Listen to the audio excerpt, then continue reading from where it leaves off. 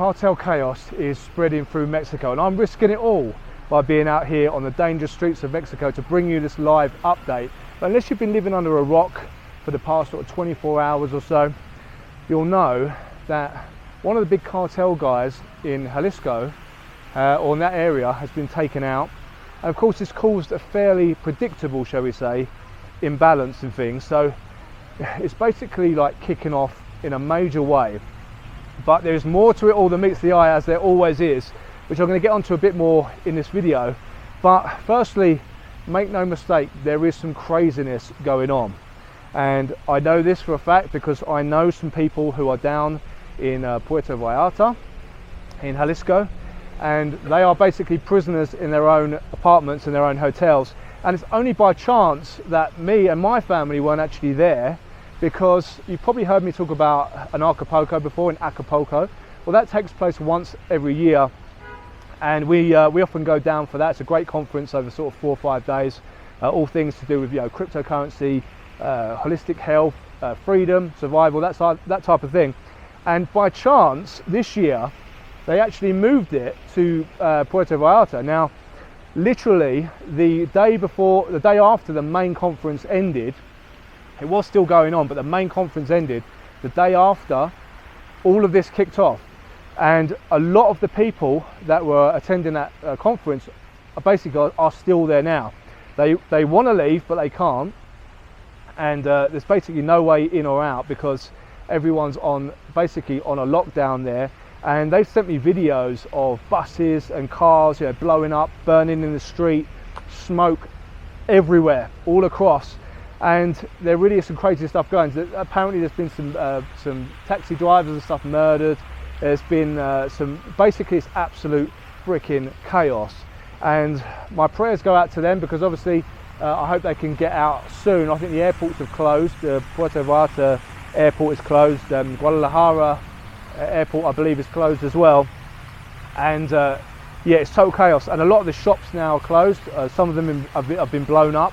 And people are going to start having issues getting hold of sort of fresh water and food real soon. So I think there's going to be some military intervention there.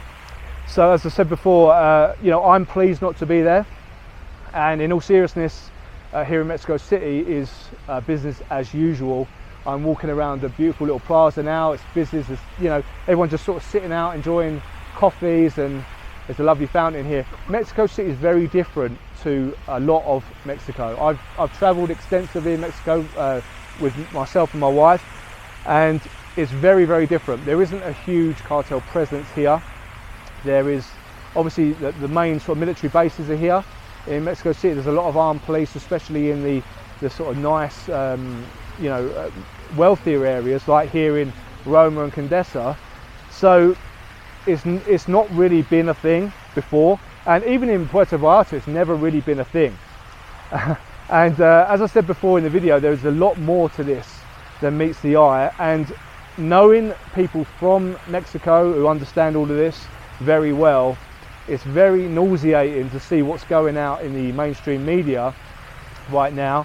And they're definitely there's other agencies involved, shall we say. Now the same people that supply the guns and the ammunition and the vehicles are some of the, shall we say, interested parties in destabilizing Mexico. Now this is like globalist playbook 101, because when you look at like Venezuela, we all know what happened there recently. You look at Iraq, you look at Libya, Syria, all of those are extremely resource rich countries. And what better way to get a footing in those countries than to, let's say, help stoke some chaos and help bring the order afterwards. It's classic Hegelian dialectic. If you've not heard of that, please look it up, because that's basically how this world runs. And I think that's what's happening here in Mexico now.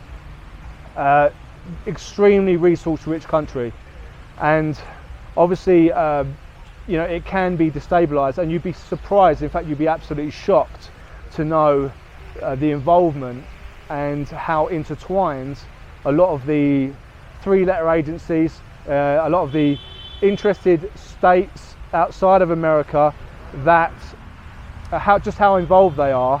And it all starts to make sense when you realize that. So yes, there are major problems in parts of Mexico with this sort of thing, and I believe that they're going to try and bring some order out of this chaos, and it's going to benefit the interested parties greatly. Now, we use Venezuela as an example. The highest oil reserves on the planet by far, like by so far. It's nuts. And as soon as they've been dished out some freedom, the oil starts to go to the same interested parties, and again, it all makes perfect sense. So of course you've got all of the talking heads on X, a lot of the pro-America guys, and look, some of the stuff I agree with that they talk about, but a lot of them have never been to Mexico. They really don't understand Mexico, and some of the stuff they're saying is absolutely abhorrent. So I'm unfollowing some people at the moment on X because of some of the insane stuff they're saying. And of course, it's always the innocent people that suffer these sort of games, these sort of war games. Unfortunately, it's always the average person that suffers, the average Mexican that suffers. So I'm sure they're gonna, problem, reaction, solution. They're gonna help stoke the problem or cause the problem. They're gonna wait for the public reaction. They're gonna put out all the propaganda in the news like they're doing right now, because they control the news as well.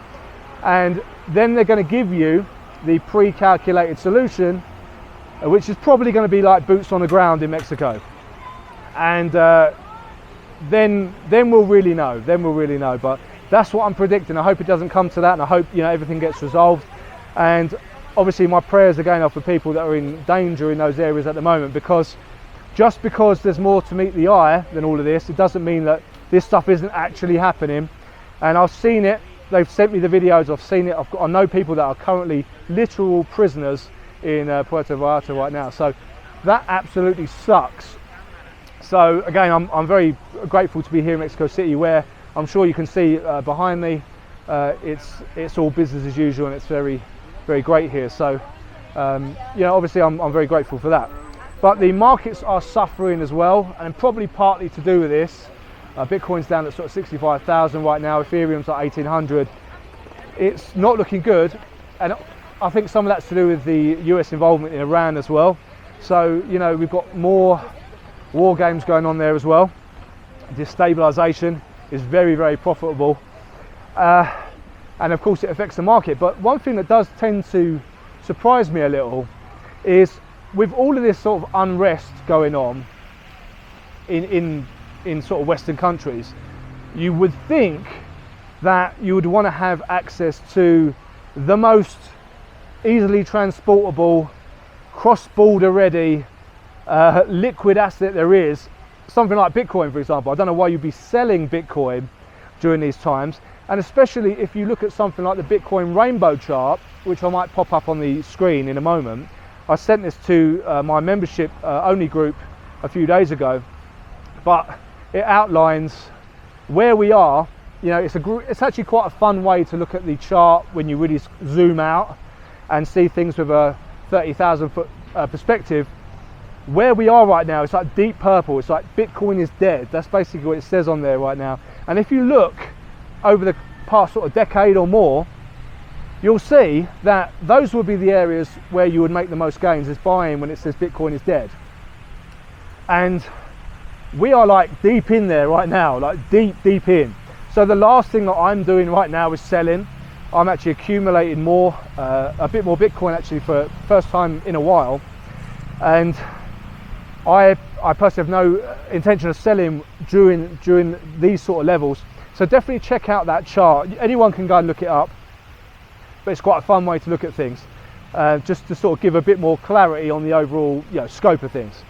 But yeah, so the markets are indeed suffering. People are suffering. Things are pretty bad. But I do want to say a massive thank you to, I've had a lot of DMs on X, I've had a lot of DMs on Telegram from people just checking in, making sure I'm okay, that my family's okay.